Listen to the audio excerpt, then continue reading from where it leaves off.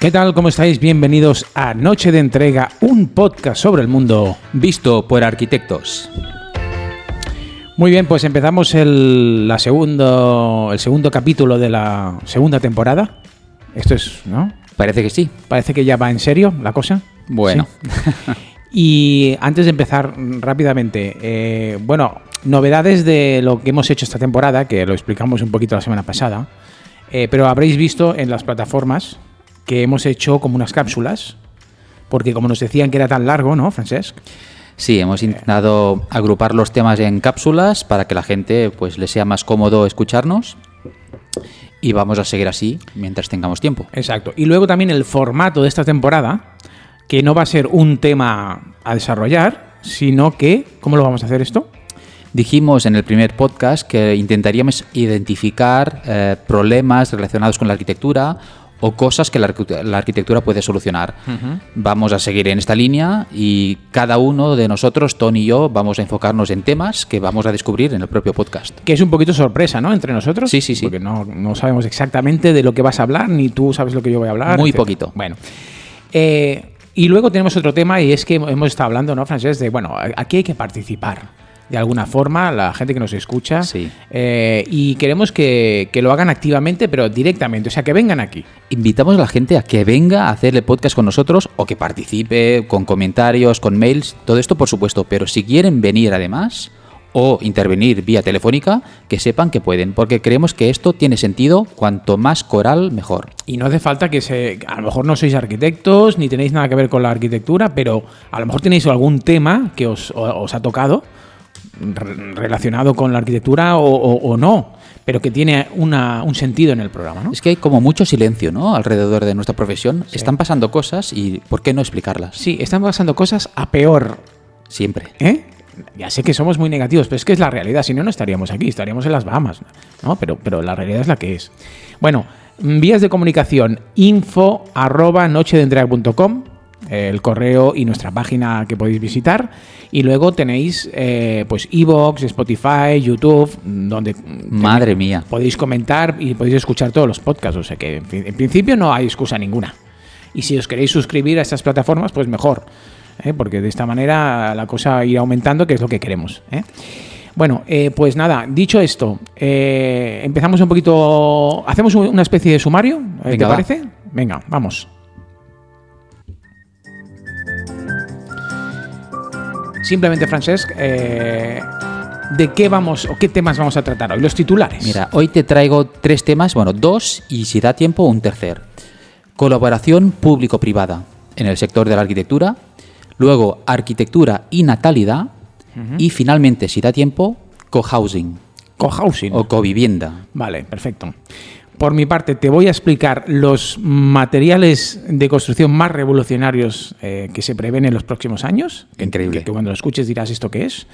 Y luego quería hablar de un tema que es la película de Francis Ford Coppola, uh-huh. Megalópolis, que tiene una relación con la ciudad, etcétera. Pero es que era tan mala, o sea, me ha defraudado tanto que digo, no la voy a comentar, porque es que me da hasta vergüenza. Ni siquiera para explicar lo mala que es. Es que no vale la pena. Mira, lo voy a resumir. Es una... O sea, si lo ves en trocitos, como en cápsulas, si lo ves en cápsulas, podrías decir, es interesante, ¿no? Cada cápsula. Pero claro, cuando ves toda la película y unes esas cápsulas, digamos, que es la historia, sí. Pues no entiendes nada. No entiendes nada, o lo que entiendes, no sabes a cuento de qué viene esto. O sea, ¿esto por qué? ¿Por qué me lo explicas? Pero que es una especie de David Lynch, una película que no se entiende nada. Bueno, no es David Lynch, porque David Lynch ya es surrealismo, ¿no? No es surrealista, sino que es como trocitos de cosas, ¿no? Escena 1, escena 2, escena 3, ¿vale? Las has grabado aparte y luego las has unido y has dicho que es una película. Pues no, vale, señor, parecía que esto era una cosa personal del director. Dijo hace tiempo que hacía años que estaba detrás de esta película. 120 o 130 millones de euros, él solo. Sí, de su presupuesto, de además. Su bolsillo, vendiendo propiedades, etcétera. Y no entiendo. O sea, imagínate Matrix 3, sí, con lo malo que era. Pues imagínate retales de Matrix 3 combinados con estas cosas que hacen los americanos de discursitos de tanto en tanto y tal. Vale. Pues Oye, me están entrando ganas de verla, la verdad. Bueno, por tanto, no voy a comentar Megalópolis. Vale, va. Lo que voy a comentar es, no sé si has escuchado el tema de NEOM. Sí. ¿Vale? Bueno, pues es como las ciudades del futuro. Estos serían un poquito los temas. Vale. Pero bueno, empezamos por lo que tú me digas, Francesc. Mira, te quiero hablar de una noticia que salió el 2 de octubre, que, bueno, la noticia no tiene más importancia. Barcelona reestrena un parque gracias a la colaboración público-privada. Sí. Y el tema que yo quiero hablar es la colaboración público-privada, ¿vale? ¿A qué se refiere exactamente? Bueno, a la hora de hacer iniciativas en la ciudad, en ese caso arquitectónicas, pues el ayuntamiento pone pasta, pero empresas privadas también, ¿no? Uh-huh. Y creo que la colaboración público-privada la tenemos muy mal entendida, ¿vale? Aquí se entiende de una manera, en Estados Unidos, por ejemplo, de otra. Aquí cada vez que piensas en la administración, piensas que te van a joder, ¿vale? Tú quieres huir de la administración. La colaboración pública-privada normalmente te frena. ¿O es pública o es privada, digamos? Sí. Entonces, ¿para qué van a trabajar juntas estas dos entidades si seguramente van a defender intereses contrapuestos, ¿no? Qué bonito sería si pudiéramos entendernos la administración pública y las empresas privadas, ¿no? Pero esto no ocurre. En este caso, la noticia es que los jardines de Clara Campoamor, que están en la Illa Diagonal, entre la Illa Diagonal y el Corte Inglés, bueno, pues allí se ha reformado una plaza que había, sobre todo temas de accesibilidad, de escalones, de rampas, se ha pavimentado, se han hecho zonas verdes, bueno, una plaza que ha costado más o menos 1.600.000 euros. Bueno, bien, pues la parte privada, que justamente son los promotores es Inmobiliaria Colonial y Merlin Properties, que son los promotores los que tienen el Corte Inglés y la Illa Diagonal, ¿vale? Pues estos han puesto 800.000 euros, 820.000, y la administración pública 810.000. O sea, ¿vale? esta plaza, perdona, es una plaza pública. Sí, es una plaza pública, sí. Vale. Claro, les interesaba que estuviera bien para fomentar pues que los comercios de al lado fueran a mejor. El interés privado es hazme la bonita. Porque si me fío de ti, administración pública, me vas a hacer una chapuza. ¿Es algo así? Bueno, o sea, ¿hay intereses o es una cosa de entre los dos somos muy amigos y vamos a hacer algo? Yo creo que nace más de la parte privada. Es decir, tenemos unos centros comerciales potentes que son el Corte Inglés y la Illa Diagonal y una plaza de mierda. Vamos a hacerla bonita porque esto va a repercutir en nuestro negocio, pero es espacio público, debería hacerlo el ayuntamiento. Pues hacemos un acuerdo, yo la mitad y tú la mitad. Y bueno, no sé si lo sabes, ¿y el diseño quién la hace? No lo sé, la noticia no lo pone. Claro, es que yo creo que aquí hay un interés, sobre todo de la parte privada, de decir, es que a ver lo que me vais a hacer. Porque si me vais a hacer lo de las superillas ahí metidos, que habían aquellas cosas dibujadas en el suelo, a lo mejor no me va en mi contra, ¿eh? No lo sé. Básicamente, yo creo que no es un tema de diseño ni siquiera, sino simplemente de accesibilidad, que fuera practicable. Vale. Y sí, bueno, espacios para niños, vegetación, o sea, dignificar una cosa que está un poco abandonada. Pero lo que yo quiero hablar es de qué significa la colaboración público-privada, ¿vale? Porque aquí, voy a empezar por cómo lo entienden en Estados Unidos, por ejemplo. En Estados Unidos, el intervencionismo de la administración pública está bien visto. Aquí el intervencionismo de la administración pública está mal visto, ¿vale? ¿Por qué allí está bien visto? Porque tiran del carro, que es lo contrario a lo que se hace aquí. Por ejemplo, en Estados Unidos, toda la parte de Silicon Valley, que es puntera en tecnología, tú puedes pensar, ostras, ¿qué pasa? ¿Que la gente más inteligente del mundo nace allí? Porque todos están allí. No es que nazcan allí, o no es que aquí seamos más tontos, es que se hacen políticas para fomentar que el talento esté allí, que las empresas estén allí. Es un hub, ¿no? Es un clúster, pero todo esto no nace de la nada. Todo esto es porque el gobierno pone dinero para que aquella zona sea tan potente, ¿no? Pues, por ejemplo, subvencionando empresas para que se puedan asentar allí, o subvencionando universidades o becando, por ejemplo, el talento para que estudiantes o trabajadores vayan a trabajar allí. O sea, está enfocado sobre todo a las personas. Quiere decir, dan becas, ayudas económicas para las personas o para las instalaciones. Correcto, sí. O simplemente creando la infraestructura para que aquello sea un clúster, ¿vale? Hay muchas maneras, pero lo interesante es que cuando digo que tiran del carro es porque apuestan por temas concretos, ¿no? Es la administración pública del gobierno que dice, ahora toca apostar por la inteligencia artificial y luego te pone las condiciones para que se creen estas startups. O sea, todo parte de una idea que es De política, de país. Correcto, de país. Por lo tanto, el intervencionismo es estratégico porque han visto, fíjate que lo de la inteligencia artificial, este boom, estalló con la pandemia, ¿vale? Estados Unidos se estaba quedando atrás en muchos temas, sobre todo a la hora de competir con China. Y dijeron, desde el gobierno, dijeron, el país tiene que reenfocarse hacia la innovación. Eso no lo harás tú desde tu casa, es muy difícil, ¿vale? Hay que fomentar las condiciones para que tú puedas hacerlo desde tu casa. Pues apostamos por la inteligencia artificial. Pues ese intervencionismo es el que genera luego riqueza. Aquí, del gobierno, ¿qué puedes esperar? Bueno, aquí se hizo algo del 22@ en Barcelona, ¿no? Sí. Que era un poquito esta idea, ¿no? Bueno. Vamos a fomentar un barrio que elimine la parte industrial, sucia, etcétera, etcétera, para que sea una nueva industria limpia, tecnológica, etcétera, ¿no? Yo creo que también tiene algo que ver eso. Sí, La cosa es cómo se haga, pero... Yo creo que nació más la idea aquí para limpiar toda aquella zona que estaba en desuso. Es verdad que luego se ha convertido en mucha zona de oficinas, pero más allá de que haya oficinas, ¿quién tracciona el mercado? Para mí esa es la palabra, para que se desarrollen ciertas actividades, ¿vale? Porque si todos son oficinas, pero son call centers... Bueno, había el Barcelona Activa, ¿no? Que creo que Sí. incluso fuimos en su día. Sí, y sí, tal, sí. ¿no? Que creo que son pequeños pasos, pero igual no sois... Mira, el Barcelona Activa está bien, pero es público, lo cual está bien, ¿eh? Pero yo estoy hablando de cómo la administración pública tracciona el sector privado, cómo les ayuda, ¿no?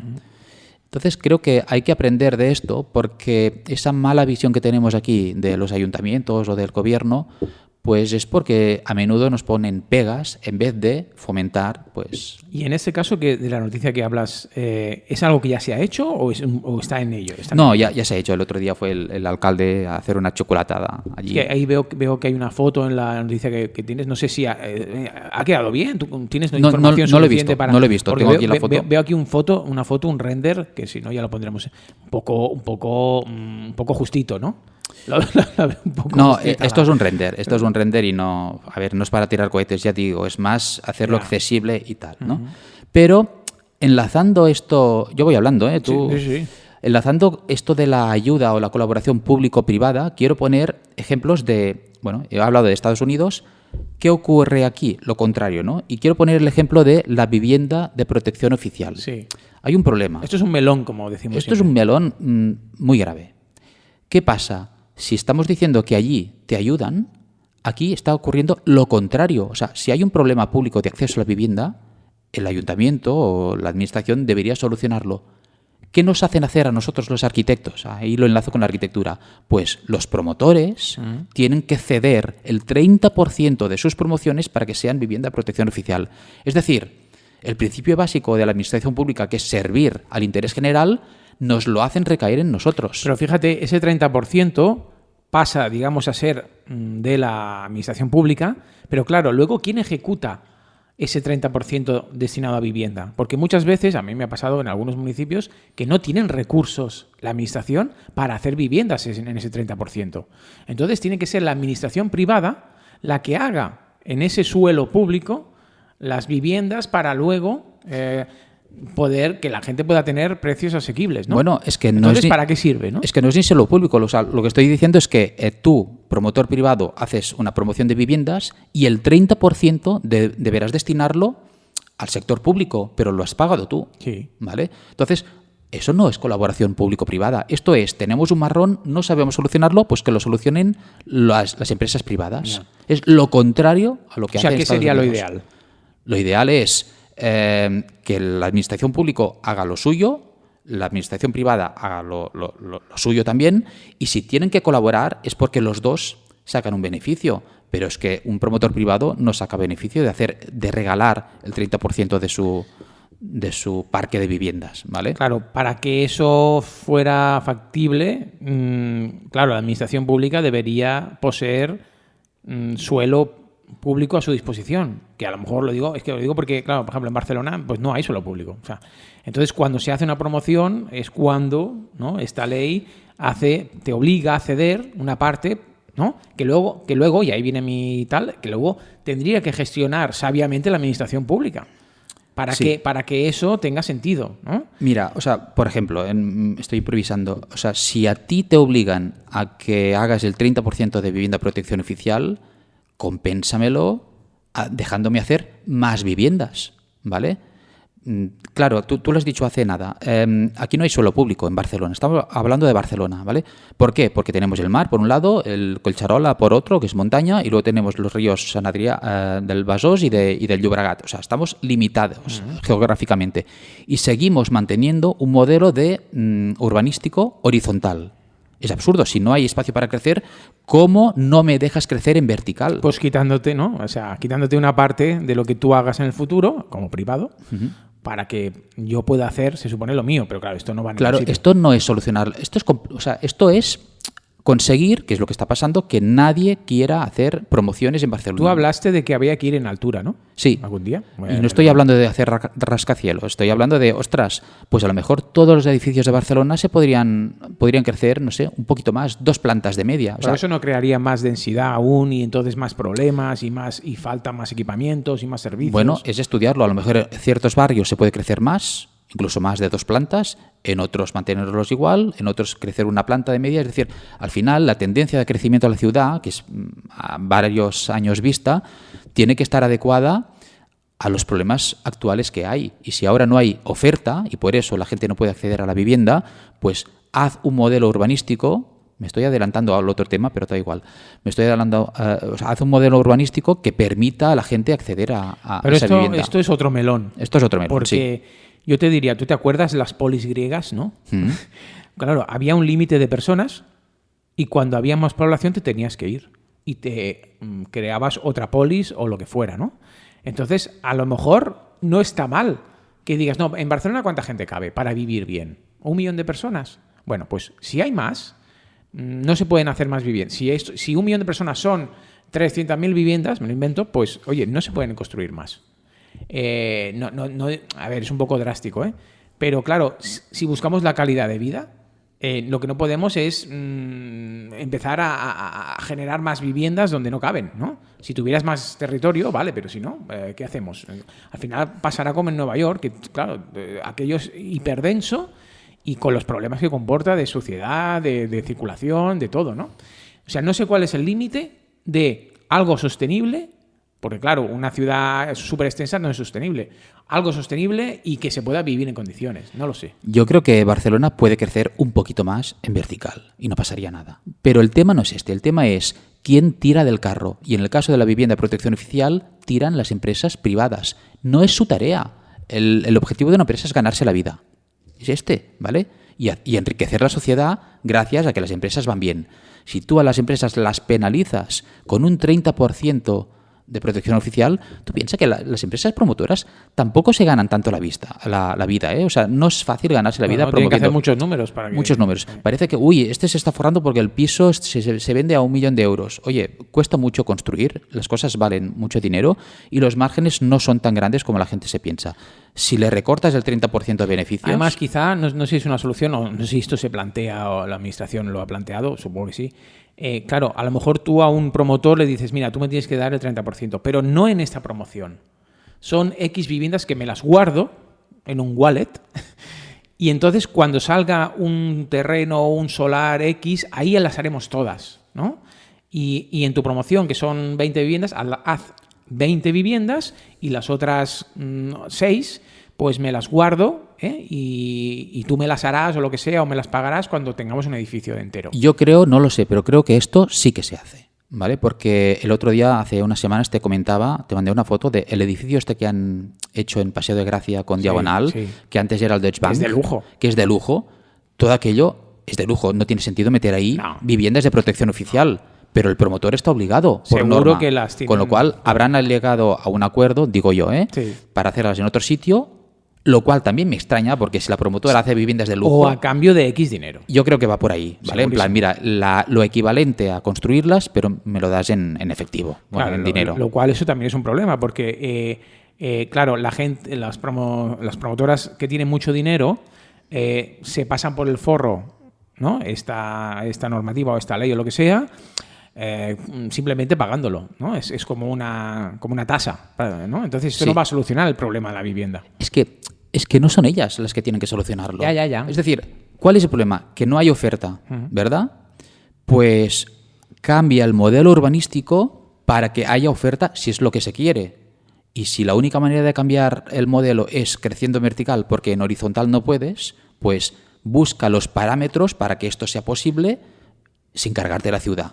Bueno, es estudiarlo. Una opción es lo que tú dices, ¿no? O hacer crecer el área metropolitana, conectarla mejor y entender que Barcelona... Como en Londres, ¿no? Que se extiende en no sé cuántos kilómetros. Crear una especie de anillos, lo que sea, para... O sea, al final es un tema urbanístico, pero esto recae sobre la administración.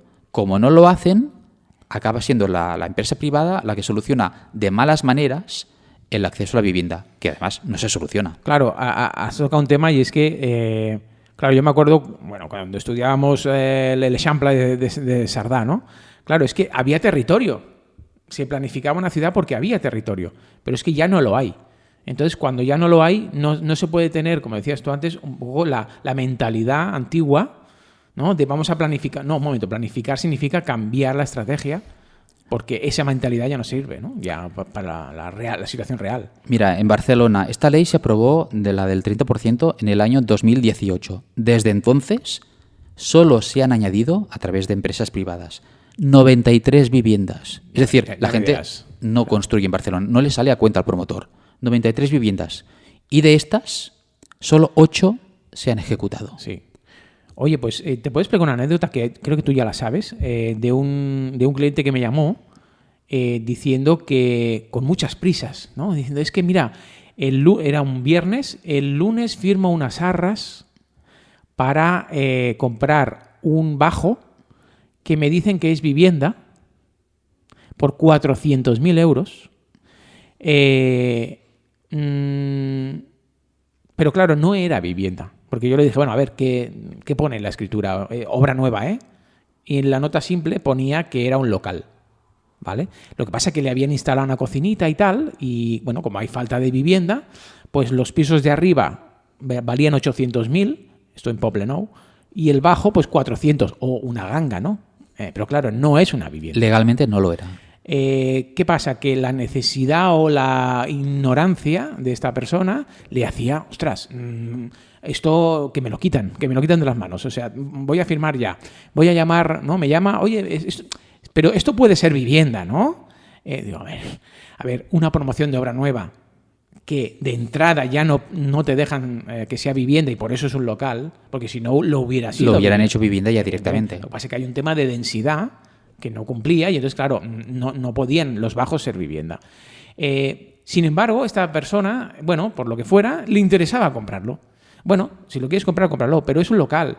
Y en un local no se puede vivir, es decir, no se puede pernoctar en un local. Tú puedes tener una office, como lo que tú quieras, pero dormir ahí con una cama y tal, cuidado porque vamos a tener un problema. Una cosa es un día que duermas porque te ha echado la mujer. Es broma. Sí. Pero vivir ahí no se podría, ¿vale?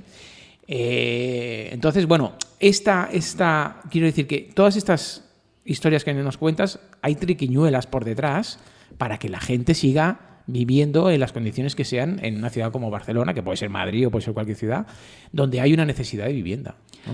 El tema es colaboración público-privada. ¿Quién tira del carro? Si hablamos de colaboración público-privada, deberían ser los dos los que salen beneficiados. Pero a la práctica, aquí solo se envían los problemas a la empresa privada. Mira, te pongo otro ejemplo para ir terminando con este tema. Un tema quizás más polémico, pero que va en la misma línea. Está previsto que en 2028 en Barcelona se extingan todos los 10.101 pisos turísticos que ahora hay, ¿vale? Se están denegando licencias y suprimiendo las que ya habían. O sea, hay gente que tenía licencia que se la van a quitar. Sí. Forma parte de la política a partir de ahora. Pero claro, ¿en base a qué? ¿Por qué a mí me la quitas y a ti no? Vale. Me pregunto. El tema... ¿Se sabe? No, es que se lo van a quitar a todo el mundo. Todo el mundo. Sí, vale. No sé qué criterio de orden se va a seguir, pero la idea es... O sea, ¿nos vamos a quedar a cero? Hay un tema polémico que es que hay muchos turistas que nos están... además, gente extranjera que viene aquí con más poder adquisitivo, pues entra a vivir y como tiene más poder adquisitivo, pues te quita a ti del sitio. Está el tema de la gentrificación. Entonces, Pero volvemos a lo mismo. Es decir, al final, yo no voy a defender ahora el modelo turístico porque de hecho estoy en contra, pero no tiene por qué pagarlo el promotor privado o el ciudadano privado que tenía un piso turístico que en su momento se le permitió que lo pudiera alquilar a turistas. ¿Por qué él tiene que pagar el problema de la ciudad cuando es el ayuntamiento que no ofrece solares, ¿vale? O no ofrece una oferta alternativas, ¿vale? Pues Pasa ahora que esto es complicado, ¿eh? La verdad que no hay una solución perfecta, porque claro, tu libertad individual a veces no es compatible con la libertad, digamos, de los ciudadanos, ¿no? O de la ciudad en general. Tú puedes hacer negocio y eso es normal pero a lo mejor es a costa de generar una serie de problemas a la ciudad que eso nos va a afectar a todos, ¿no? Pero fíjate, estás dando por hecho que entonces si la ciudad se deteriora es porque tú estás haciendo negocio. No o sea, exactamente. Pero hay no lo digo por ti, pero siempre está la idea de culpabilizar al ciudadano y hacerle solucionar a él. O sea, si la ciudad está sucia, no es por culpa de que el ciudadano haya alquilado un piso a un turista, ¿vale? Es por culpa de que no hay el servicio necesario para limpiarlo. No, hablo de ruidos, molestias que son perpetuas en un edificio X donde haya vecinos, que claro, eso dependerá del turista que venga, claro. Sí. Si el turista es una persona normal y educada, no va a pasar nada, ¿no? Es complicado. Es complicado. Sí, pero creo que se tienen que poner las pilas y lo fácil aquí es, venga, el promotor privado... O sea, pues, que tú dices que la solución es, oye, vamos, administración pública privada, vamos a sentarnos, vamos a hablar y vamos a prever un futuro que tenga sentido entre los dos. Sí. No yo obligarte a esto y tú obligarme a lo otro, sino vamos a ver cómo colaboramos, ¿no? Para gestionar algo que valga la pena. Y sobre todo, que la iniciativa tiene que salir de lo público. Queremos este modelo de ciudad. ¿Quién se apunta al carro? ¿Quién se suma? Entonces ya vendrán los promotores privados si la administración pública está creando las condiciones para que sea atractivo para los promotores privados, ¿vale? Correcto. Pero no al revés, que es lo que está pasando. Uh-huh. Vale, pues bueno, nos quedamos con esa idea, ¿no? Venga, va. Yo te voy a traer otro tema que no tiene nada que ver y que es más, digamos, tectónico, ¿vale? Que son los materiales de construcción. Estamos un poco cansados, bueno, no cansados, sino que la realidad, tú, Francés, sabes que trabajamos con los 2, 3, 4 materiales de toda la vida. Hormigón, acero, madera y ladrillo. Y ladrillo. Y se ha acabado. Y no hay nada más, ¿no? Pero estamos en el 2024 y eso tiene que cambiar, ¿no? Se están haciendo muchas cosas al respecto. Yo te voy a traer 4 o 5 materiales que prometen. Sí que es verdad que algunos todavía no se están aplicando, pero bueno, yo creo que puede cambiar no solo la construcción y la fabricación, sino también cómo visualmente y estéticamente pueden ser los edificios del futuro. Interesante. Entonces, uno de ellos es te digo el titular, madera transparente. Vale. Madera transparente. Y tú dirás, bueno, vaya tontería, ¿no? ¿Esto para qué sirve? Bueno, esto desde el 2020 que en Estados Unidos se está desarrollando este material, que se trata de coger madera normal y corriente y, bueno, en realidad es madera de balsa, que es una madera realmente con la que se hacen las maquetas. Sí, te lo iba a decir. Me acuerdo en la carrera la cantidad de maquetas que hicimos con madera de balsa. Que, por cierto, yo en aquel momento yo no sabía lo que era la balsa. Decía, no, hay que hacer maquetas con madera de balsa. Y decía, ¿esto qué es? ¿No? ¿Qué es? No. No, bueno, es una madera muy, muy finita, muy fácil de cortar, ¿no? Pero es una madera que crece muy rápido. Vale. ¿Es un tipo de árbol o simplemente es una calidad? Bueno, sí, no sé. Es un tipo de árbol que crece muy rápido y que crea una corteza muy fácil de cortar. Bueno, pues la madera transparente no es más que un tipo de madera de balsa a la que se le añaden unas celulosas naturales que tienen a través de unos componentes químicos, y lo que hace es que se vuelve transparente. Esta madera se vuelve transparente con las propiedades que tiene la madera, ¿vale? Entonces, claro, ¿qué es lo bueno de esto? Pues que tú sabes que el vidrio es un material caro de fabricar, además se puede romper más o menos de una forma fácil, es difícil de instalar porque hay que con mucho cuidado. Uh-huh. En cambio, si colocamos en lugar de vidrio madera transparente, pues tiene mucha más resistencia, es más barato y se puede colocar con más facilidad, ¿no? Entonces, bueno, valorar un poquito el cambio del vidrio, que el vidrio realmente, bueno, A lo mejor va a pasar a la historia en el sentido de que se va a utilizar para otras cosas, ¿no? Pero a lo mejor otro material parecido, que con las características del vidrio, que es la transparencia básicamente, pues se puede sustituir por este tipo de madera o otros materiales, ¿eh? No sé cómo lo ves, porque esto a la hora de proyectar y a la hora de que te enseñen el material, a veces hasta que no lo tocas, ¿no? Es que me cuesta tanto imaginarlo, pero aquí la ventaja, ¿cuál sería entonces? ¿Un tema económico? Económico, el material es renovable, es decir, lo crea la propia naturaleza muy rápido, ¿vale? Con madera de balsa, ya te digo. Luego la colocación es más rápida porque pesa menos, porque... Claro. Y la resistencia que tiene este material sería superior a la del vidrio, ¿vale? Me imagino yendo a IKEA comprando camas transparentes. Sí, sí. Por ejemplo, o armarios. Bueno, no sé si escuchaste la noticia esta de que habían transparentado la piel humana. Sí. Con una sustancia, ¿no? Que permitía ver los vasos sanguíneos, no sé qué. Sí. No es el mismo material, pero esta idea de que se pueda transparentar, que siempre ha estado un poco en la ciencia ficción, ¿no? No sé muy bien para qué sirve transparentar, ¿no? Aparte de hacerte invisible y tal. Que no es un tema menor. Que no es un tema menor. Porque imagínate que ahora fuera factible que todo el mundo sea invisible, pues se liaría una gorda. Hombre, yo me encantaría, ¿eh? De hecho, sería el superpoder que yo pediría, más que volar. Me gustaría colarme en un montón de reuniones y... Pero entonces habría que ir desnudo, ¿no? Por la vida.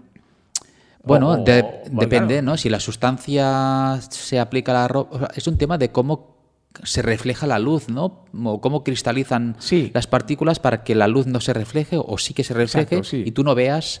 Bueno, no lo sé. Pero sería muy interesante saber qué se cuece en ciertos sitios. Uh-huh.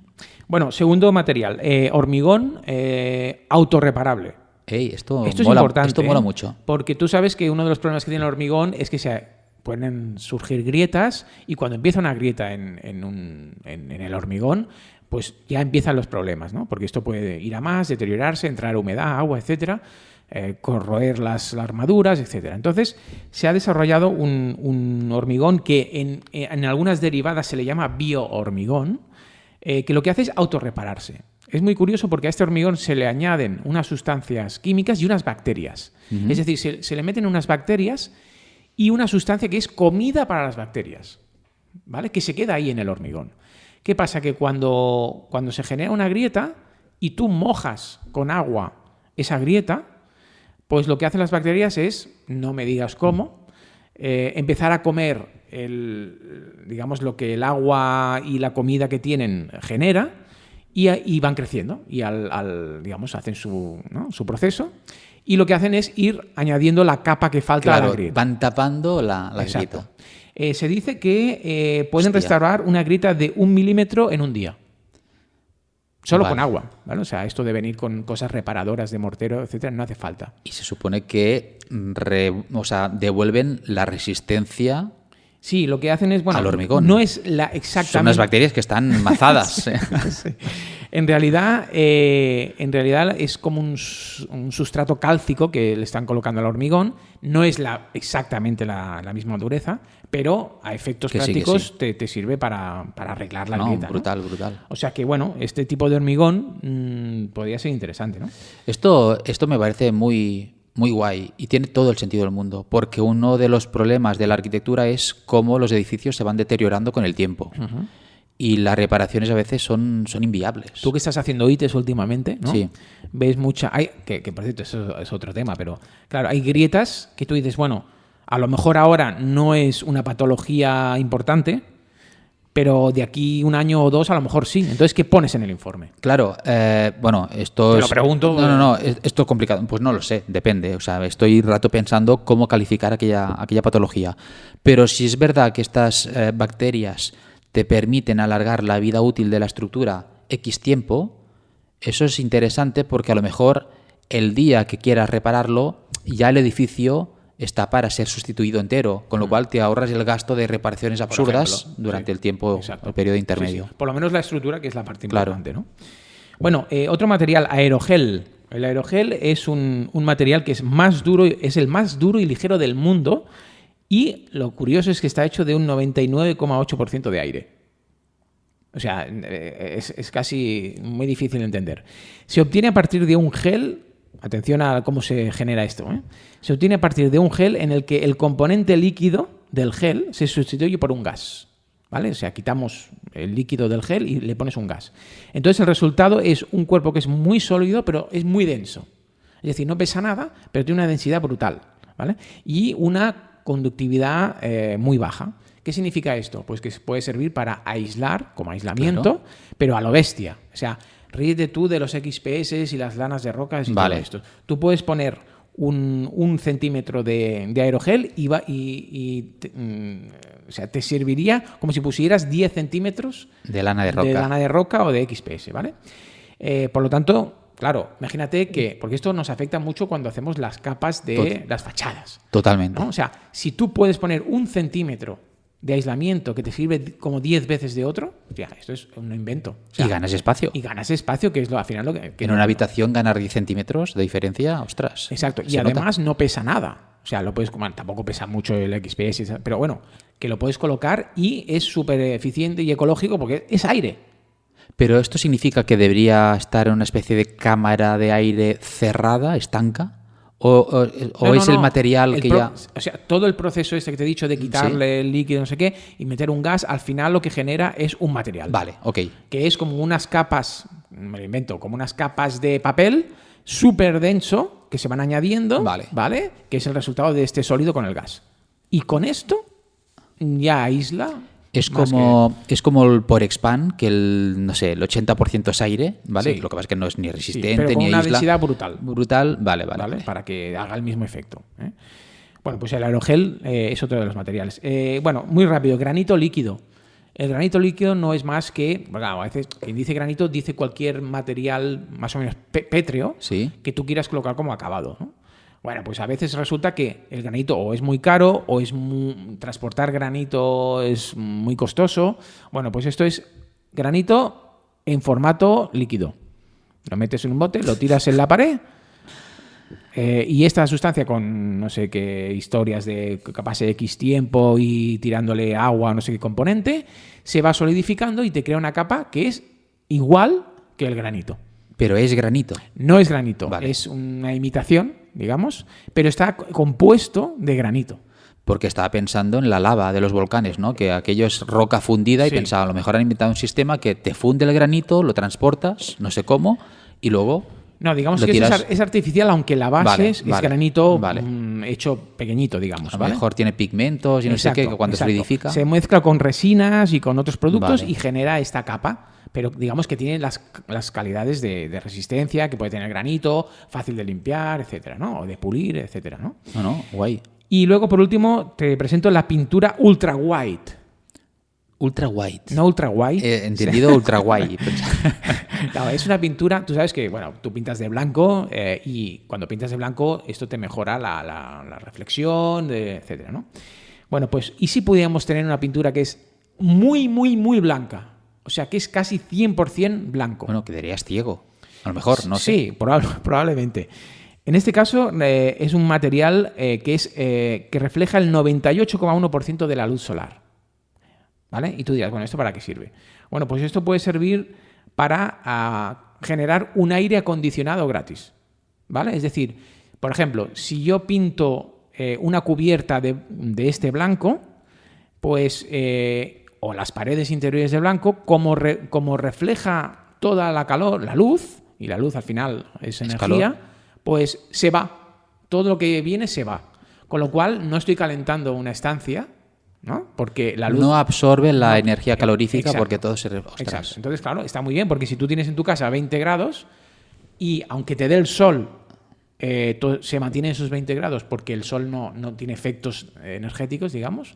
pues entonces no te hace falta aire acondicionado. Sí, porque además siempre se ha dicho que en verano pues no vayas con camiseta negra porque te vas a tostar. Exacto. Porque absorbe todo el calor. Imagínate una camisa blanca, pero ultra white, ¿vale? Que realmente no me imagino el blanco ese, como tiene que ser. Yo había visto vídeos por internet de que se había conseguido, tiene un nombre, el material más negro del mundo.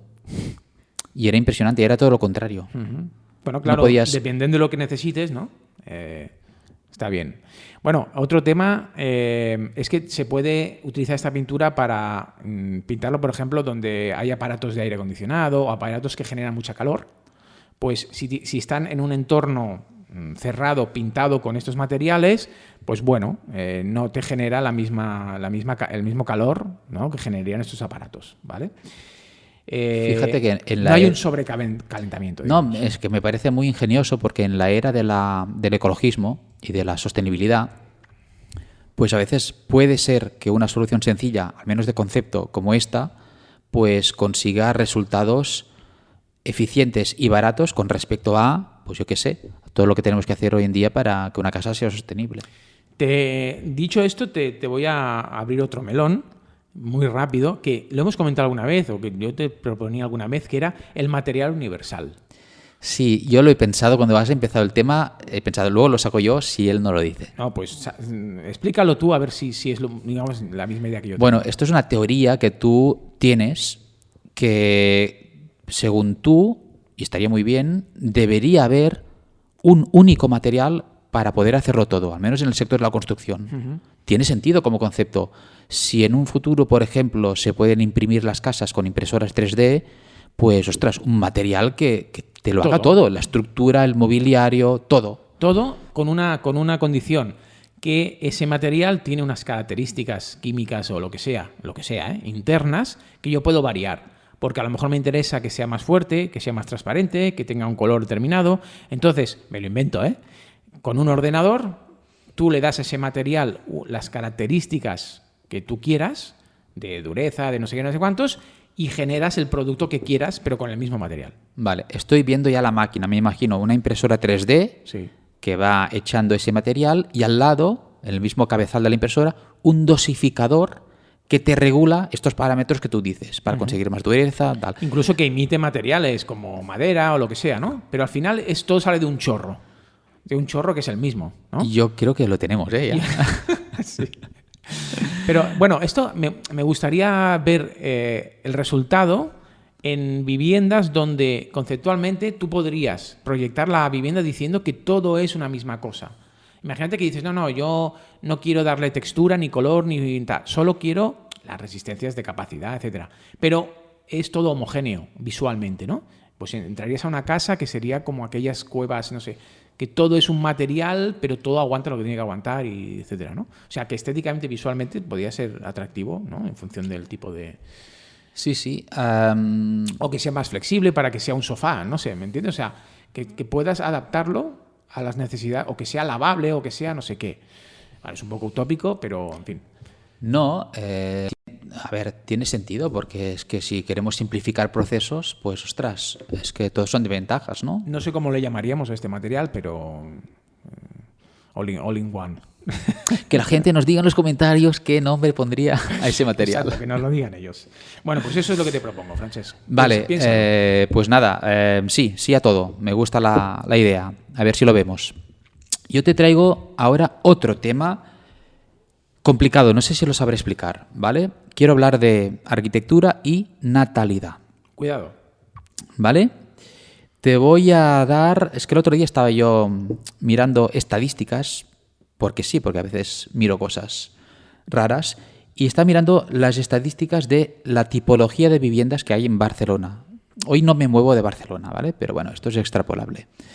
Y resulta que en Barcelona hay 671.000 viviendas. 671.000. ¿Vale? De estas, 208.000 son unipersonales. ¿Vale? 208.000.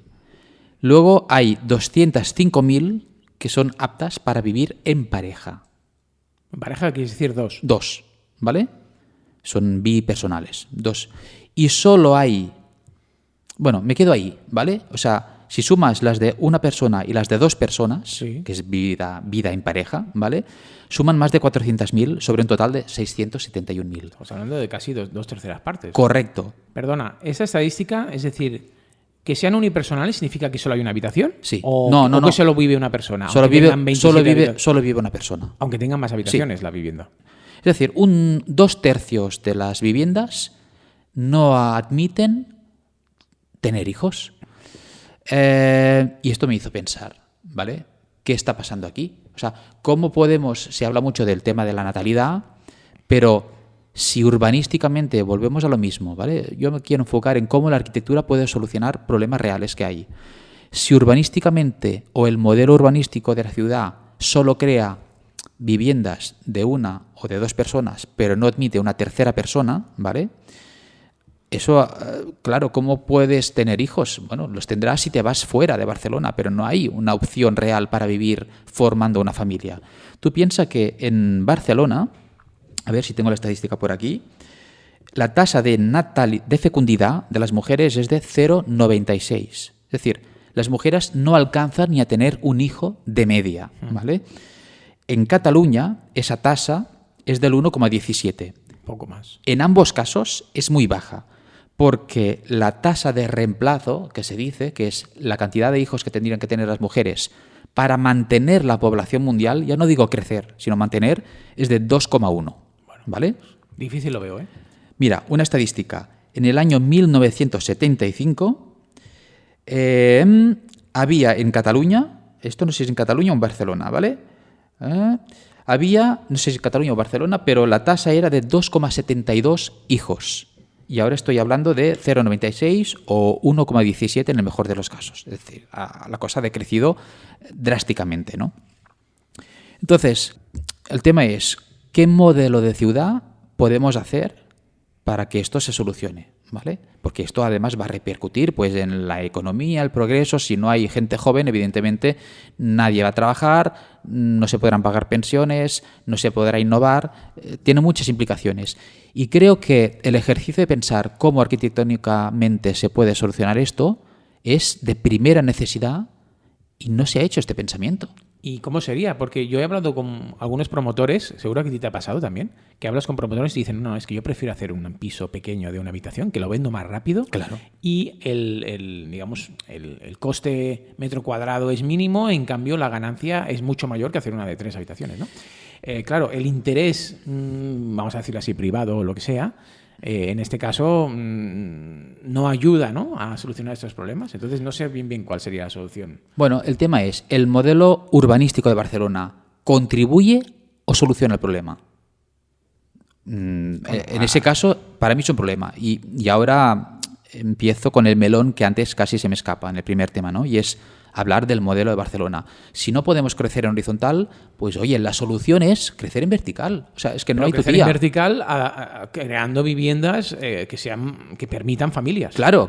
O sea, al final es un tema de ofertar más de lo que hay para que los precios se puedan rebajar y la gente pueda acceder a más vivienda. Algunos dirían que estás especulando con creciendo en altura. Bueno, me pongo en el lado malo, ¿eh? No, es que justamente lo que especular es lo contrario, es lo que está pasando ahora, hacer pisos pequeños y la gente no se puede permitir. ¿Viste en Santa Coloma el otro día la noticia que salió de que un local que era un bajo y un sótano, local comercial, lo habían vaciado y habían puesto ahí 100 habitaciones con sus puertecitas, no ventila nada, y luego había una cocina para compartir con una especie de nichos, pero una cosa minimísima, previsto para meter a 100 tíos allí, ¿vale?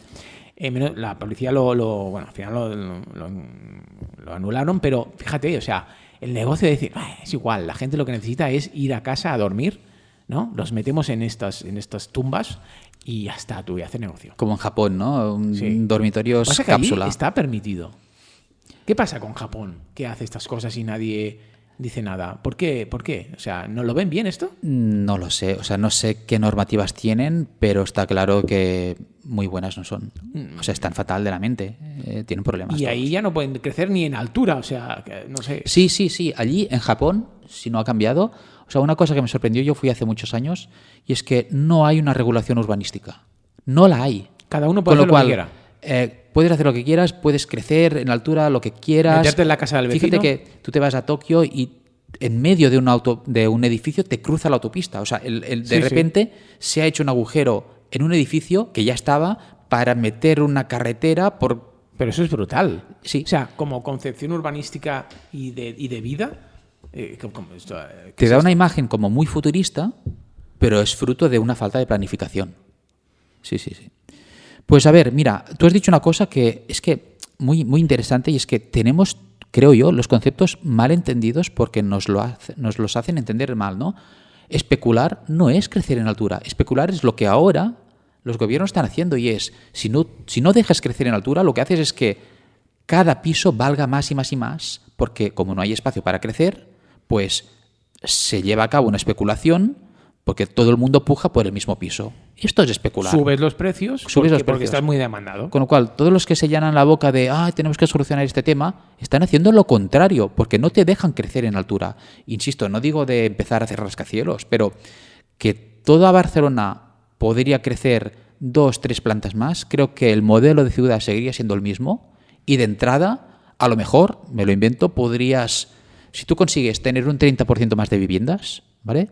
Yo no sé cuántas plantas, cuál es la media de plantas de un edificio en Barcelona, pero si en Barcelona la altura media de un edificio son 7, 8 plantas y tú pudieras crecer 2 o 3 más a lo largo de los años, conseguirías un 30% más de viviendas de entrada. Esto ya lo hizo Porcioles, ¿no? En la época bueno, en la que... en parte el problema viene de ahí, porque Porcioles quiso... Antiguo alcalde en época franquista y tal, quiso crecer en vertical, se pasó de la rosca, y creo que, además esto lo leí, creo que hay una idea de que crecer es malo porque se vincula a esa época de Porcioles, a esa época franquista y a algunas de las aberraciones urbanísticas que el tío hizo. Cuando actualmente, bueno, no es exactamente lo mismo, pero hay empresas, por ejemplo la Casa por el Tejado, que ha aprovechado edificios que no tienen su densidad agotada para colocar encima de la terraza, digamos, del terrado, nuevas viviendas, ¿no? Con un diseño, etcétera, que no está nada mal.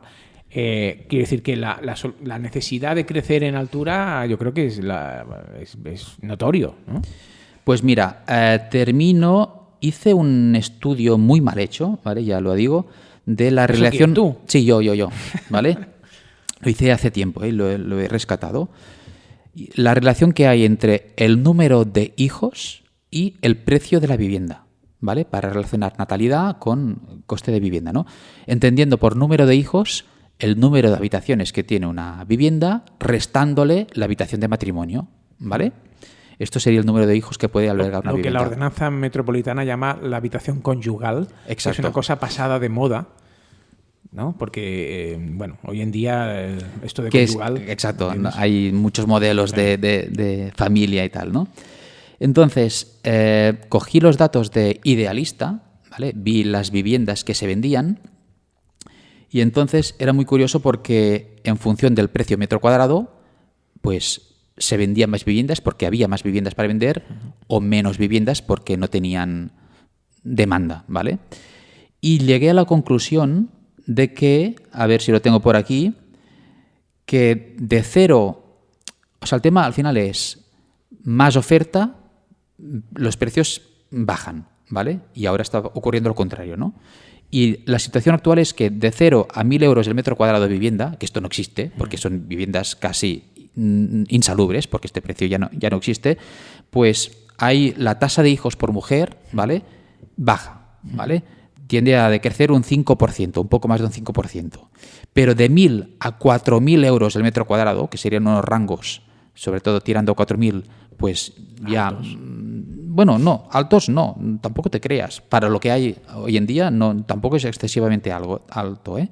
Pero digamos que de 1.000 a 4.000 euros el precio permite que los pisos puedan ser más grandes, ¿vale? Y, por lo tanto, la fecundidad aumenta un 10%. Es decir, el número de habitaciones que permite tener hijos aumenta un 10%.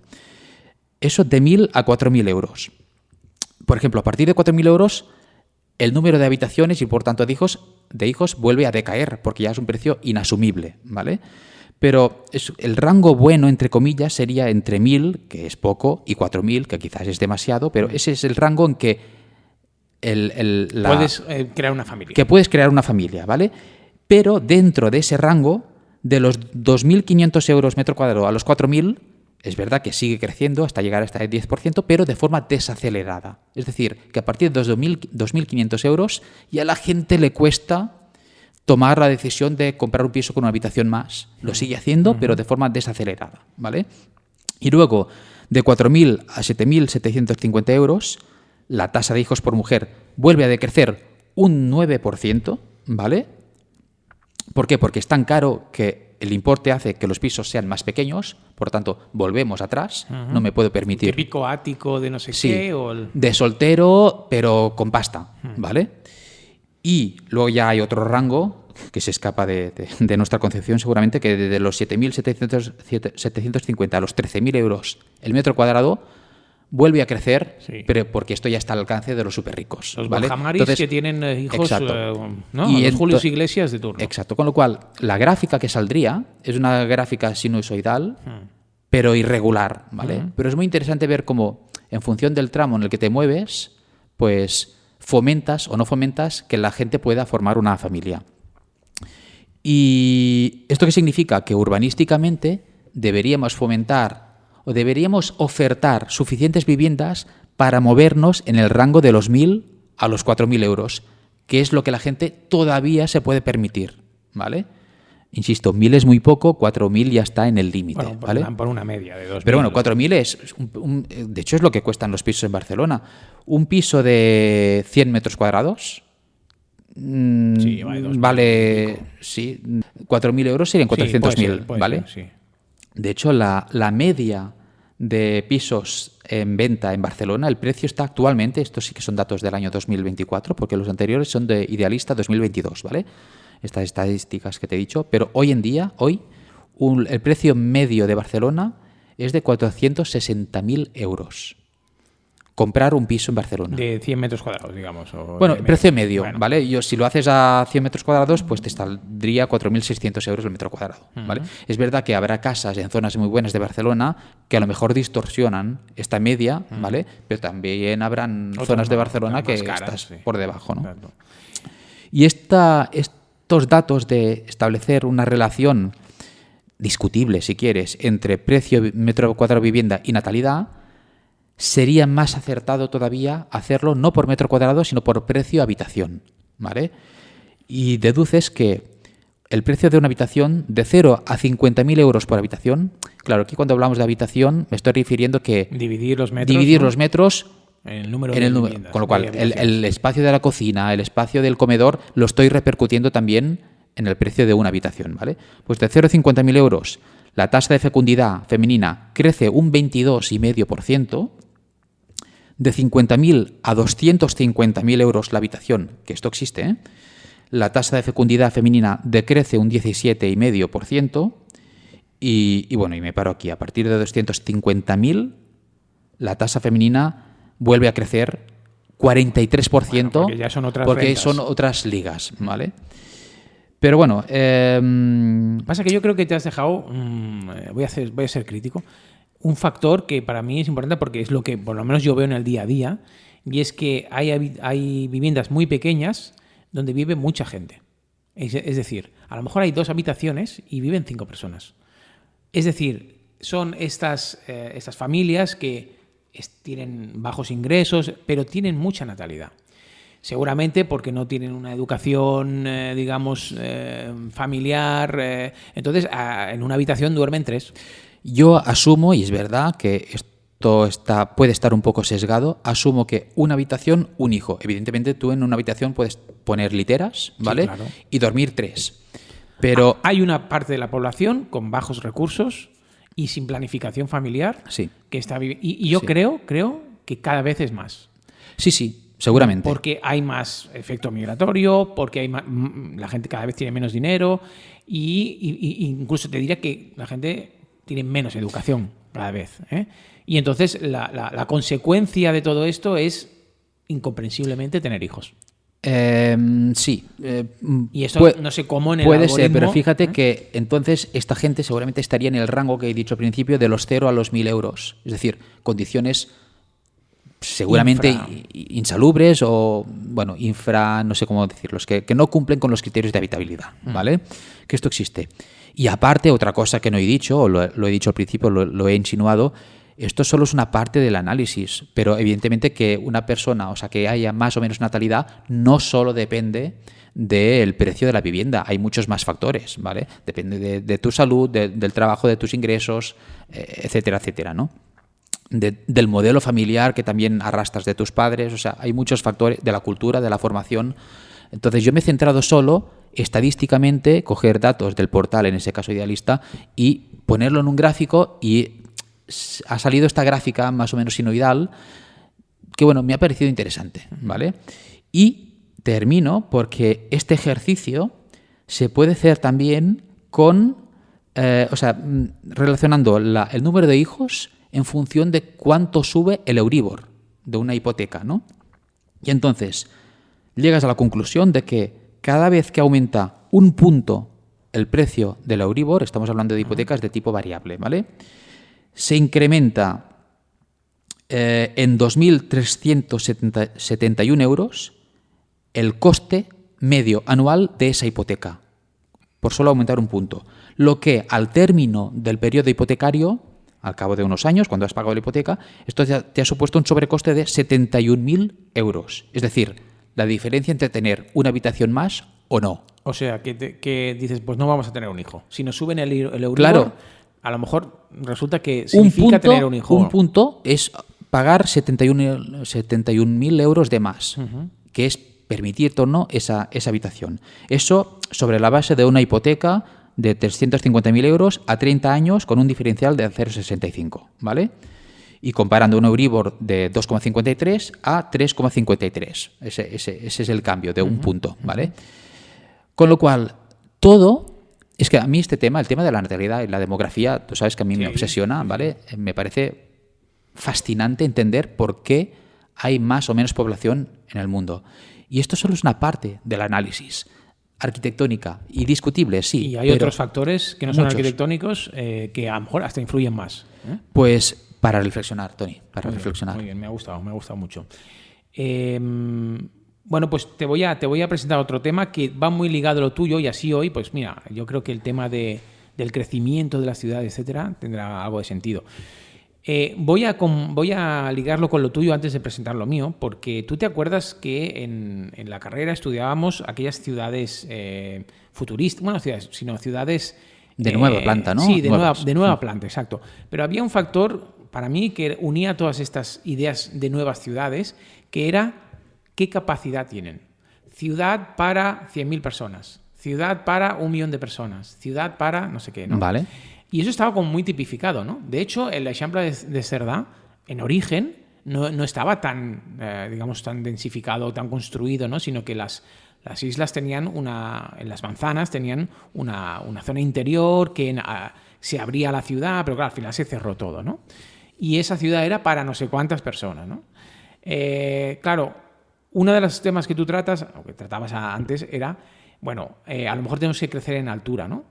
Y yo te lo recortaba diciendo, es que a lo mejor hay que limitar la capacidad que tienen las ciudades, igual que la capacidad que tienen las viviendas, de tener más o menos habitaciones, ¿no? Entonces, esa idea de ciudad para, a mí me resulta interesante, porque esa es la primera planificación que haces en la ciudad. Claro. Si hago una ciudad que resulta que luego van a vivir 3 veces más, tengo un problema, ¿no? Y por eso te presento esta seguro que lo habéis escuchado muchos de vosotros, este concepto de esta especie de empresa, no sé cómo llamarle, que se llama NEOM, que es una visión de un príncipe de Arabia Saudí, que se llama Mohammed bin Salman. Lo de Salman es parecido a Sam Altman, ¿no? En este caso es de Arabia Saudí. Bueno, pues este príncipe heredero, pues claro, tonto no es, porque dice, vamos a ver, nosotros tenemos petróleo, pero esto se va a acabar, ¿no? Entonces, ¿cuál es el siguiente paso? Ya hace años que llevan generando nuevos o pequeños barrios, digámoslo así, que son autosuficientes, ¿no?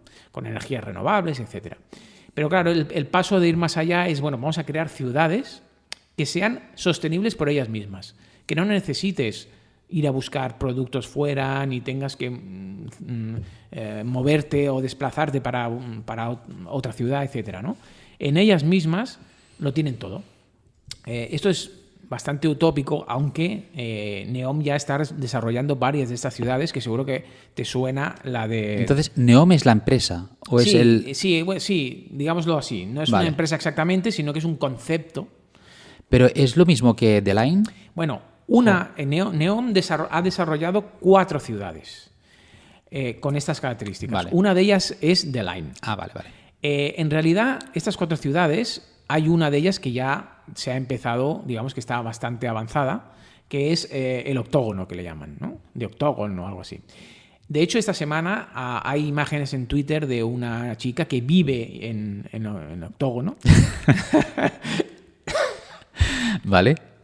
Estas 4 ciudades, digamos, son 4 paradigmas, porque octógono es la ciudad que le llaman portuaria. Es decir, está adosada a un puerto, digamos, ¿vale? Luego está, te las enumero para que lo sepas, The Line, que es un rascacielos tumbado, ¿no? Vale. Que está en medio del desierto. Luego está Trojena, que es una ciudad en la montaña, que incluso tiene una pista de esquí toda artificial, colocada en la montaña. Y luego está Sindala, que es, digamos, el marinador de turno. Es una isla de lujo que está en el Mar Rojo, ¿vale? Pues esas 4 ideas de ciudades están desarrollando Octógono y The Line. Las otras 2 parece ser que todavía no está claro, ¿no? De hecho, la de Octógono... Perdona, vaya nombres, todo es como muy futurista, ¿eh? O sea, Sí. empezando por Neom y luego el octógono, The Line. Sí. Está estudiado esto. Sí, de hecho Neom viene de el neo, que es nueva ciudad, Vale, o nuevo vale. territorio, ¿no? Entonces, bueno, ya te digo, están desarrollando estas 4 ciudades que tienen puntos buenos y puntos malos, porque la idea es muy bonita, o sea, vamos a hacer algo autosuficiente, donde las comunicaciones sean no generen ningún tipo de emisiones ni nada de eso. Tienen sus propios, digamos, invernaderos, etcétera, para tener recursos. Autosuficiente, todo en el desierto. Todo en el desierto. Claro, esto es discutible, ¿eh? Porque... Bueno, tiene una parte buena y mala. O sea, en principio, sol tienen. Sí, eso sí. Agua no, Eso pero sí, bueno, yo qué sé. eso sí. Va, continúa. El caso más significativo es The Line, que además ha sido muy criticado porque son 170 kilómetros en línea recta, ¿vale? Desde el puerto de no sé qué, que creo que da al Mar Rojo también, hasta el interior, 170 kilómetros en línea recta, con una especie de rascacielos que es una fachada de vidrio a ambos lados y en medio es donde está la ciudad. Es como una pared muy gruesa de Sí. 170 kilómetros y esto es la ciudad. Exacto. Y entre estas 2 paredes hay una ciudad, porque entre pared y pared hay, me lo invento, no sé... 100 metros. 100 metros, sí, por ejemplo. Vale. Vale. Que de hecho está en marcha. Sí, hay imágenes. Se está empezando a recortar porque, por ejemplo, The Line estaba pensada para 1 millón de personas. Bueno, ahora dicen que será de 300.000 personas. Bueno. O sea que las expectativas se empiezan un poco a rebajar. Bueno, el debate ¿cuál es? ¿No? Es decir, el debate, bueno, hay varios debates. Para mí, el primero ¿es necesario? Es decir, y la pregunta que vincula esto es, ¿las ciudades nacen o se hacen? Es decir, parece, ¿no?, que hasta el momento las ciudades se han ido haciendo poco a poco porque se ha, digamos, colocado en un territorio que ha ido creciendo y ha tenido éxito y ha sido próspero y poco a poco ha ido creciendo. Sí, de forma orgánica. De forma orgánica, exacto. Es decir, aquellos emplazamientos más favorables, cerca de un río, cerca del mar, cerca de no sé qué, pues que han podido prosperar, que tenían recursos cercanos o fácil comunicación, pues se han ido creando como ciudades o como lo que sea, ¿no? Claro, ¿qué pasa cuando esto es al revés? Cuando tú dices, no, yo voy a una ciudad aquí y paso de si es un buen sitio, es un mal sitio, o si tengo recursos o no. Esto ya se han hecho experimentos a lo largo de la historia y a ti te gusta mucho el caso de Brasilia, ¿no? Que es, vamos a hacer una capital nueva en Brasil que no va a ser Río de Janeiro, que va a ser Brasilia, además con una concepción racionalista que Le Corbusier tiene mucho que ver, etcétera, y la vamos a colocar en un territorio que a lo mejor no es el mejor, pero que queremos que sea próspero, ¿no? Y esto, si quieres explicar un poquito Brasilia, pero tiene sus problemas. Bueno, fue un fracaso. ¿Para ti es un fracaso? Digo porque ahora parece que las últimas actuaciones urbanísticas sobre Brasilia, que me estaba informando un poquito, están intentando revertir esto y hacerlo de otra forma. Brasilia es una ciudad planificada o creada por Lúcio Costa, creo que era, ¿no? El arquitecto, en forma de cruz. De águila, ¿no? Que sí, representaba. Sí, bueno, tiene como 2 vías principales, una vertical, otra horizontal. Es decir, 4 cuadrantes, dentro de los cuales hay más cuadrantes o más islas, y al final es como es como una especie como de fractal. Exacto. No es la palabra, pero da igual. La cuestión es que busca una funcionalidad que va de lo más grande, que es la concepción en forma de cruz de la ciudad, a lo más pequeño, que es la isla donde vives, o el conjunto o superisla en la que vives, hasta llegar a lo que es tu propio domicilio, ¿no? Y en esa intersección es donde están los edificios públicos, Exacto. representativos, etcétera, ¿no? Exacto. Con un lago artificial y unas grandes zonas verdes. La parte administrativa está en este eje vertical o en la intersección, no lo sé exactamente. Edificios de Oscar Niemeyer, que es uno de los grandes, ¿vale?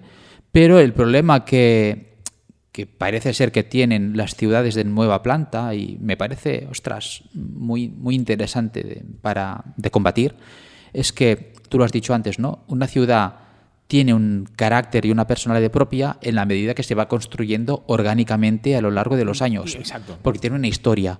Cuando tú haces una ciudad de nueva planta de cero, el ciudadano no empatiza, no reconoce como suya o como suyo el entorno en el que vive, porque es todo muy frío. En Brasilia el problema que tiene es que para el coche va muy bien, porque te plantas al aeropuerto en 5 minutos, pero todo es como muy poligonero, todo es muy frío, todo es muy repetitivo. Entonces, no hay identidad, ¿no? No hay identidad, exacto. Y creo que no invita a la ciudad a que tú vayas a vivir allí. Tú lo dijiste una vez y, bueno, esto es algo que hay muchos urbanistas que también hace mucho tiempo que lo decían, y era que una ciudad funciona cuando es un mix de todas las funciones que puede tener una ciudad, ¿no? O sea, que puedas vivir, puedas comprar, que puedas trabajar, que puedas tener ocio, y esa mezcla, si está todo, digamos, impregnado en el territorio, pues entonces cuando le da sentido, ¿no? Es eso que decía Bohigas cuando Bohigas fue digamos, el jefe de urbanismo que puso Pascual Maragall antes de las Olimpiadas, ¿no? Claro, lo que veía era un poco un desorden en Barcelona porque solo había identidad en algunos sitios, en otros no, ¿no? Uh-huh. Entonces dijo aquella famosa frase de que había que irse afuera de la ciudad, ¿no? O sea, monumentalizar el extrarradio y quitar gente o hacer menos denso el centro, ¿no? Y eso empezaba a dar carácter a los barrios, ¿no? Claro, en Brasilia, claro, hay barrios, pero en los barrios hay el A, el B, el C, y el D y el F, ¿no? Pero no hay una identidad entre barrios porque, bueno, al final es lo mismo, ¿no? O sea, lo que cambia es la situación. Entonces hay ciudades que funcionan porque lo tienen todo a mano. Puedes comprar, puedes ir a ver el teatro, puedes ir a trabajar y además no sé qué, ¿no? Bueno, que acostumbran a ser ciudades mediterráneas, ¿no? Por ejemplo, tú te vas a Nueva York, bueno, Estados Unidos, los centros comerciales están, que es donde compras, están al margen de la zona de viviendas. Uh-huh. La zona de trabajo, oficinas, es un distrito solo para oficinas. Allí van mucho en coche, ¿vale? Claro. Entonces, para ir saltando de sitio en sitio, pues necesitas una planificación que aquí no. Aquí puedes salir a la calle, improvisas, porque, mira, me gusta esta tienda. Vas al centro comercial que está en la misma sí, ciudad. Sí, ¿no? sí, sí. Que hay varios incluso, ¿no? Sí, sí, sí. En cambio, en Estados Unidos es cierto que hay un sitio para tal, un sitio para comer, un sitio para trabajar, un sitio para vivir, un sitio para... Y esto no es eficiente ni es sostenible, ¿no? Claro, también son ciudades de nueva planta. La mayor parte de... Bueno, todas las ciudades americanas nacen cuando nacen... No es eficiente para el usuario, pero a lo mejor a nivel urbanístico sí. Es decir, todas las oficinas centros de trabajo que a lo mejor requieren un tipo de suministro energético concreto, pues todo está en un sitio. Luego las viviendas en otro. Es decir, bueno, pero a nivel sí. A nivel práctico no es para el usuario. Yo creo que no, porque si todo el territorio está impregnado de estas funciones, luego habrá polos, ¿no? Polos de donde haya más una cosa que otra. Lo que está claro es que al final estas ciudades, bueno, todavía tienes que empezar a explicarlo, pero sí que es verdad que parece que se deshumaniza un poco todo desde el momento que tienes que empezar a separarlo, ¿no? Exacto. De hecho, el ejemplo más claro es esta chica de Twitter que vive en Octógono y que te retrata en un minuto su vida un día, ¿no? en esta ciudad. Bueno, no ve a nadie. Bueno, evidentemente es una ciudad que se está haciendo, ¿no? Pero no hay nadie en la calle. Lo único que pasa es algún coche de tanto en tanto, porque allí van, claro, por un tema de clima, un tema etcétera, van del punto A al punto B. Y no hay relaciones humanas. Y se quejaba de que no puede ver a gente, no puede quedar con gente a tomar un café, no puede, porque no hay nadie con quien quedar. Y quien hay, las personas que están en otro sitio haciendo lo mismo que ella, es decir, nada. En su casa o en su oficina o en no sé dónde, ¿no? No existen lugares de encuentro.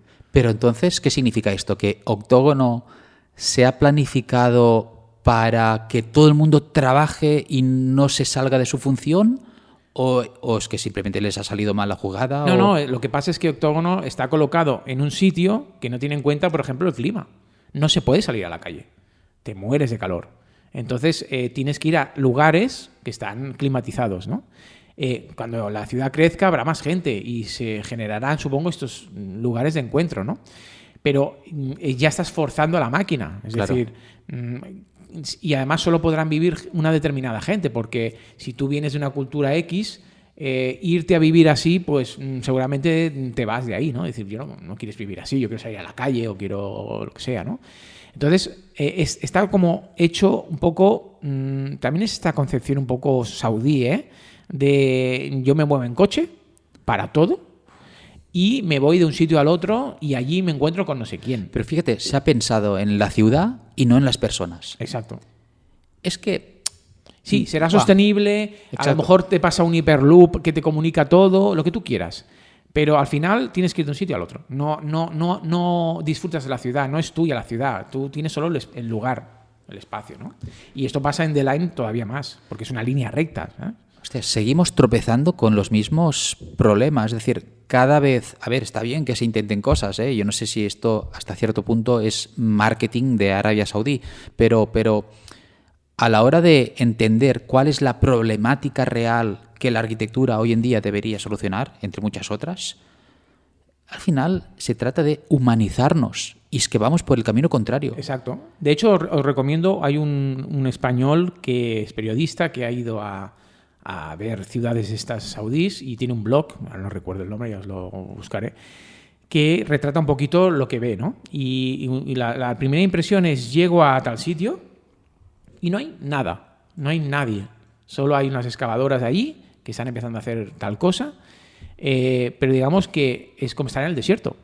Entonces, claro, se han creado ciudades en el desierto, me refiero a ciudades históricas, pero en emplazamientos determinados dentro del desierto, ¿no? Que tienen un sentido, etcétera. Pero claro, que tú vengas como no sé quién a decir, no, aquí hacemos una ciudad. Bueno, pero esto fue así. Es decir, entiendo que habrá... ¿Cuál era la que conectaba con un puerto? ¿The Line o de...? Octógono es una ciudad portuaria y The Line va desde el cabo de no sé de qué, vale, al interior. Pues claro, a lo mejor el Octógono, el hecho que esté en un puerto, o sea, portuaria, respondía a lo mejor un tema comercial y no tanto humano, sino comercial o económico. Fíjate, yo creo, debería ser así, pero yo creo que no. Yo creo que responde a una tipología de ciudad como si fueras a por aventura y tienes la parte del Mediterráneo, pues ahí la tienes, ¿no? Vale. Pero claro, así no se crean las ciudades. O sea, las ciudades tienen que tener una base muy sólida. Claro, a lo mejor creyeron que con pasta pues tienen suficiente plaza para meter lo que quieran, donde quieran. Bueno, ¿no? de hecho se han hecho muchas ciudades este estilo tipo satélite dentro del mar y estas cosas, ¿no? Que son muy bonitas, las ves y que tienen forma de palmera y bla, bla, bla. Pero dices, bueno, sí, muy bonito, pero... Además, seguramente, no sé, yo Octógono no he visto nada, pero... Si tiene forma de octógono, seguramente ya estará pensada para que luego esta ciudad se pueda reproducir una al lado de otra. De hecho, todas estas cosas son pruebas, digamos, para ver cómo van a funcionar, pero por un tema de eficiencia, es decir, de no generar residuos y todo el discurso de la Agenda 2030 y bla, bla, bla, ¿vale? Pero es una prueba, en el fondo. Es decir, bueno, cuando se acabe el petróleo, podré generar otro tipo de economía basada en este tipo O de sea, ciudades. ellos apuestan por la optimización de la gestión de los residuos, energías renovables, Sí. entiendo. Claro, esta ciudad... Ostras, había una ciudad que la hizo Norman Foster, también por ahí, que estaba toda... Sí, sí, que soterrada. estaban muy juntas las casas, ¿no? También, para aprovechar las sombras y todo esto, ¿no? O sea, estaba bajo tierra. Sí. Bajo tierra. O sea, tú lo que veías a nivel de suelo era la cubierta de la ciudad, para entendernos, ¿no? Y él alegaba de que era la primera ciudad, te hablo de hace años ya, no sé si se llegó a construir o quedó en el plano teórico, pero era la primera ciudad sostenible, se hundía bajo el terreno precisamente para evitar el calor excesivo y, no sé, te vendía una moto que no sé si se llegó a construir. Tenía un nombre y no me acuerdo. El discurso es, puede que sea sostenible, pero ¿es vivible? Claro. Es decir, ¿es humanamente válido eso para las personas? Porque claro, a mí no me vale que sea sostenible si no puedo salir ni a la calle, ¿no? Entonces, un poco el discurso es este tipo de ciudades, ¿no?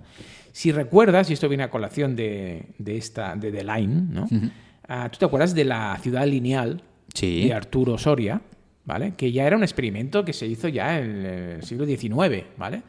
Que consistía en hacer una calle que conectaba, digamos, con la ciudad de Madrid, y de ahí salía una calle que estaba prevista que tenía que ser de 48 kilómetros, se hicieron solo 6, como siempre pasa, ¿no? En estas ideas futuristas siempre te quedas a medias. Y que no era más que vamos a unirnos al centro, pero a crear, digamos, una especie de ciudad al lado y lado de la carretera, unida por un ferrocarril o un tranvía en este caso, y que sea muy densa, muy poco densa, en el sentido de que sea más tipo ciudad-jardín, ¿no? O un poco esta idea de irte del centro de la ciudad y que puedas vivir en condiciones, pero muy fácilmente unido al centro, ¿no? Para trabajar, etcétera. Entonces, estos experimentos ya se han hecho. Lo que pasa es que aquí tiene un sentido porque estabas unido a una urbe, ¿no? A una capital. Pero claro, meter esta idea en medio de la nada, pues o directamente eso es una urbe muy potente o no vas a ningún lado. Bueno, por eso tiene sentido que sea autosuficiente. Claro, porque ¿quién no va se a ir puede ahí? relacionar con nadie. Claro. Sí. Pero en el caso de The Line he visto algún render. Diría, si no estoy equivocado, que, o sea, es una ciudad de 100 metros de ancho, por decir algo, por 170 kilómetros de largo, has dicho. Creo que las paredes laterales de esta ciudad son son tipo espejo. Sí. Supongo que siguiendo la misma línea de reflejar la luz y que no caliente. Bueno, y por un tema estético y de ir de guays. Vale. Es como un rascacielos, tal, muro de vidrio, ¿no? Muro cortina, no sé qué, tal. Cuando no sé si es realmente eficiente eso, ¿eh? Ahí. No, yo no. Y luego, claro, en el render que yo he visto, el interior de la ciudad tiene sombra, porque como son esas paredes que además son altas, no sé qué altura deben tener, pero se supone que dentro hay parques y tal, y zonas verdes, y el sol directamente no te da. A lo mejor en el octógono sí, pero en The Line... Octógono es una ciudad más llana, Vale. más plana, no busca la altura, es algo más... pero bueno, al final, claro, lo que dicen aquí es que dice, el equipo de alimentación, pues claro, se ve que hay unos tíos o tías o quien sea que están ahí, dicen, bueno, ¿esto cómo lo vamos a...? Está estudiando una manera de producir al menos el 80% de la proteína diaria necesaria para una población de 1 millón de personas. Claro, ¿tú te acuerdas de aquella película de que comían bichos, ¿no? Que era la proteína. Había una película que pasaba en un tren, ¿te acuerdas? Sí. Un tren en el que un tren que había clases sociales. Sí, los que estaban sí, delante sí. tenían mejor comida que los de atrás, ¿no? Sí, futurista Sí, ya sé cuál quieres decir. Y claro, les daban como una especie de cajas, bueno, yo qué sé, de chocolate, parecían onzas de chocolate, pero eran bichos. No me acuerdo de ese detalle, pero sé qué película quieres Pues decir. eso era proteína pura. Claro, ¿cómo vas a alimentar a 1 millón de tíos en el medio de la nada? Claro. ¿No? Pues tienes que buscar una fuente que sea renovable y ya me dirás cómo. ¿Vale la pena? Claro, ¿Verdad? Todo esto es que... Exacto, es que ahí va el debate real. O sea, todo esto vale la pena. Es decir, además, 1 millón de personas... Es que hace falta 1 millón de personas que vayan a vivir a no sé dónde. O, enlazando con lo tuyo, es mejor adaptar las ciudades que ya tenemos y ponerlas en el mapa de la sostenibilidad manteniendo lo que ya tienen, que es la cultura, la historia, ¿no? La gente. O sea... ese es el debate. O sea, crear ciudades, ¿por qué? ¿Por gusto o por necesidad? Y si es por necesidad, ¿cómo y dónde las ponemos? Claro, es un súper debate. Yo creo que hay que conservar la historia y la identidad de las ciudades, pero al mismo tiempo hay que poder crecer. Y a lo mejor el truco está en expandir las ciudades que ahora ya existen, es decir, en el caso de Barcelona sería ampliar el área metropolitana Y conectarla. y conectarlo. O sea, es un tema de bajarse a los humos. O sea, yo lo que detecto es que a lo mejor hay mucho ego y, ostras, yo soy Barcelona, pues Barcelona soy yo y no quiero relacionarme con el área metropolitana porque esto difumina mi identidad, ¿vale? Bueno, pues no tiene más remedio que hacerlo, igual claro, que en Madrid, igual que en Sevilla, igual que en todos lados. París es muy París y Manhattan o Nueva York es muy, muy Nueva York. Desde el momento que se tiene la necesidad de crecer, hay que renunciar a algo. Y es que hay que conectar y hay que ampliar los límites de la ciudad. Tampoco me parecería mal como solución que nos olvidáramos un poquito de las ciudades de siempre y que pequeñas ciudades que ya existen a lo mejor empezarán a crecer para convertirse en otras ciudades importantes, ¿no? Yo qué sé, me lo invento, pues a lo mejor en Valencia hay una ciudad de 30.000 o 30.000 personas que tiene la capacidad, por situación, por lo que sea, de crecer y convertirse en una ciudad a nivel de Valencia en el futuro, ¿no? Bueno, pues a lo mejor hay que apostar por eso, ¿no? Por crecer en lugares que ahora son pequeños. Sí, pero no crees que... Debería ser así, yo creo, pero ¿no crees que hay intereses políticos nuevamente para que esto no pase? Ostras, no quiero que otra ciudad crezca y compita con la mía. En el fondo, todos son... Te hago la traveta, ¿no? Bueno, a lo mejor tienes que aliarte, es decir, oye, yo soy Valencia Capital, tú no vas a competir conmigo, pero te dejo que te comuniques conmigo muy fácilmente para que así venga la gente a... Mira, en España hemos tenido siempre el mismo debate, ¿no? O sea, ¿crees que Barcelona podría crecer mucho más? Sí, pero a lo mejor desde Madrid algunos pensarán que, o algunos de aquí pensarán que Madrid no quiere que Barcelona crezca, no quiere que el aeropuerto vaya bien, no quiere que haya conexiones... Incluso los de aquí no quieren. Sí. Es todo un lío, ¿no? No quiere que haya una buena conexión de tren de alta velocidad. Ahora la hay, pero durante mucho tiempo había otras ciudades antes que Barcelona conectadas con Madrid. Las prioridades, ¿no? Las prioridades, ¿no? Pero en el fondo es un tema de egos. O sea, Barcelona siempre ha sido la segunda capital de España. Pues no dejemos que sea, al menos económicamente, la primera. Dicho esto, no es una crítica a Madrid. Yo creo que aquí se están haciendo las cosas muy mal, ¿vale? Y los primeros responsables somos nosotros. Pero es verdad que si todos pensáramos en común, ¿vale?, cuál es la necesidad real de una sociedad, pues se podrían desbloquear muchas cosas que nos harían la vida mejor. Sí, seguramente. Creo que un poco el colofón es ese. Al final todo es apostar por qué cosa y quién se suma al carro de eso, ¿no? Pero bueno, un poco lo que planteamos hoy, veo que aunque son temas que cada uno ha traído de su tal, tienen una relación, porque al final la arquitectura siempre tiene que ver con las personas y con la vida, ¿no? Y creo que todo lo que hemos dicho lo metes en lo metes en un pote, lo mezclas un poquito y a lo mejor te sale algo que valga la pena. Sí, es la idea que dijimos en el podcast anterior de que la arquitectura nos salvará. Yo estoy contento de este lema porque lo creo, pero también nos puede hundir, ¿eh? O sea, las dos cosas, depende de cómo se gestione. Pero la arquitectura creo que, o a lo mejor lo que tiene que pasar, que esto también lo hemos comentado muchas veces, es que se tiene que destruir todo para darnos cuenta de que, ostras, la arquitectura era la clave, ¿no? Es interesante. Bueno, ¿destruir el qué? ¿El tipo de sociedad o...? No, lo que comentábamos el otro día con Alejandro, pues si no hubiera arquitectos, pues a lo mejor la gente viviría en pisos infrasalubres, sin baño, sin ventanas, 100 personas en un piso enano. Sí. Es decir, parece como que todo es muy evidente, ¿no? Un arquitecto, claro, es que hace esto porque es lo normal. Bueno, es lo normal porque hay arquitectos. Y hay unas leyes y unas normas que cumplir. Sí, pero si no existiéramos, pues lo normal pasaría a decadente, que era el tema. Sería como lo arbitrario, ¿no? O sea, cada uno haría lo que le diera la gana y entonces ahí se generarían muchos problemas porque... Y la planificación de una ciudad, pues, depende de arquitectos. Me gusta mucho, a veces como en películas, has nombrado Matrix, ¿no? Y Megalópolis. La figura del arquitecto. Sí. Con lo cual, como concepto sí que está valorada, Luego, a la práctica, no, porque todo el mundo se cree que puede diseñar algo, ¿no? Y hay que entender las consecuencias de lo que diseñas. Mira, yo acabaría el podcast con lo que has dicho.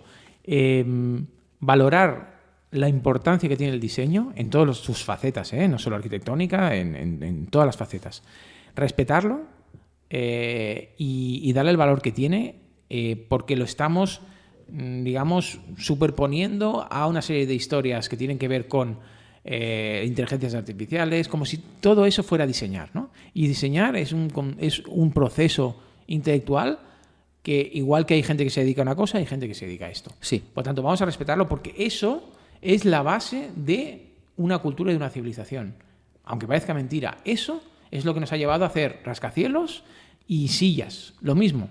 O las pirámides de Egipto. O sea, en el fondo... Porque si no, nos sentaríamos en una piedra, no en una silla. Por lo tanto, hay alguien que algún día dijo, hay que utilizar, ¿no?, la inteligencia para diseñar algo a medida.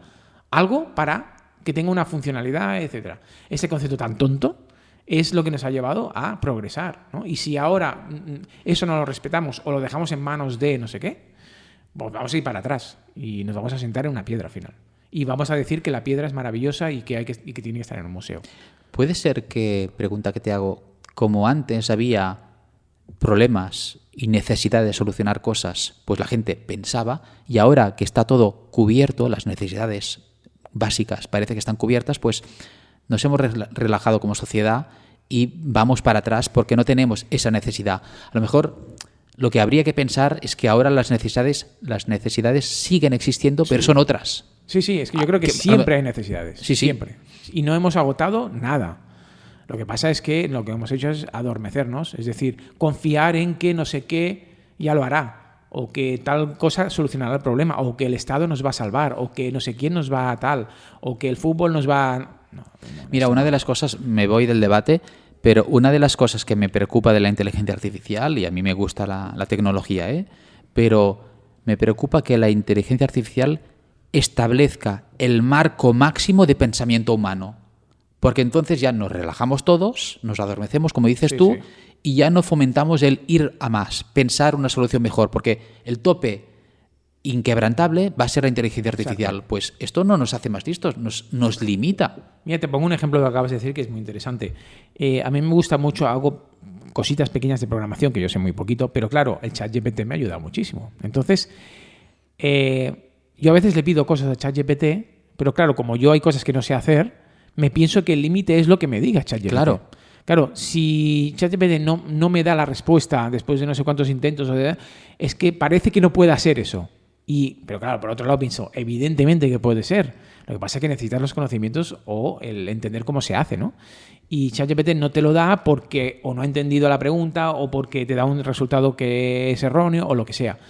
Pero el límite lo ponemos nosotros, no nos lo pone una máquina. Y creo que estamos yendo a este tipo de sociedad donde el límite nos lo han puesto y nadie se queja, nadie dice, no, esto no puede ser así. No, lo que digan. No, pues no puede ser lo que digan, porque si no se hubiera diseñado ni una maldita silla. Tenemos que abrir un canal secundario o terciario sí, para estos temas que nos salen colaterales. ¿Nos vamos yendo? Venga, va. ¿Cuánto hemos durado hoy? Pues mira, ¿Un minuto? ¿Un minuto? Se me ha hecho largo. Una hora y media está bien, está bien. Yo creo que este formato es el bueno. Más sencillo de escuchar y que no cansa tanto. Sí. Pero no renuncio algún día a volver a meter el sermón. Las palizas. Si el tema lo da. Claro. Bueno, Francesc, nos vemos la semana que viene. Claro que sí. Gracias por todo. A ti. Un saludo. Adeu. Y a proyectar mucho. Venga.